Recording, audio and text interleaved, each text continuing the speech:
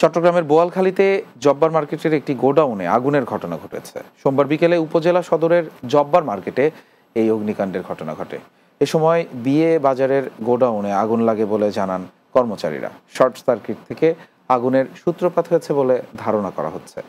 Boalkhali fire service স্টেশনের in charge Alok Chakma জানান, খবর পেয়ে ফায়ার সার্ভিসের একটি ইউনিট 1 ঘন্টার চেষ্টায় আগুন নিয়ন্ত্রণে আনে। ক্ষয়ক্ষতির পরিমাণ এখনও জানা যায়নি।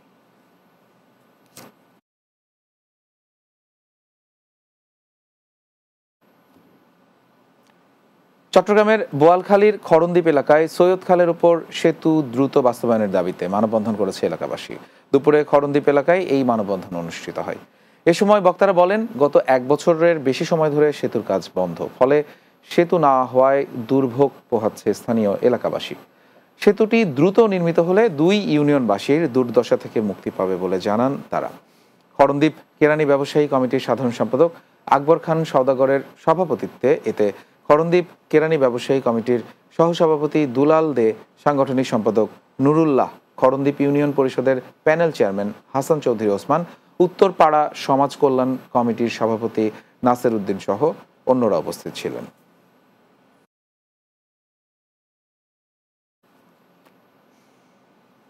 চট্টগ্রামের হাটহাজারী দক্ষিণ পাহাড়তলী এবং জঙ্গল দক্ষিণ পাহাড়তলী মৌজাদ্বয়ের উৎসকর নির্ধারণের জটিলতা নিরসনের দাবিতে স্মারকলিপি দেওয়া হয়েছে। বিকেলে চট্টগ্রাম সিটি কর্পোরেশনের মেয়র ডাক্তার শাহাদাত হোসেন বরাবর এই স্মারকলিপি দেন ফতেয়াবাদ দলিল লেখক সমিতির লোকজন। এ সময় সমিতির সভাপতি SM সালাউদ্দিন, সহসভাপতি শাহাবুদ্দিন, সাধারণ সম্পাদক আব্দুল হালিম ও অর্থ সম্পাদক ওসমান গনি সহ অন্যরা উপস্থিত ছিলেন।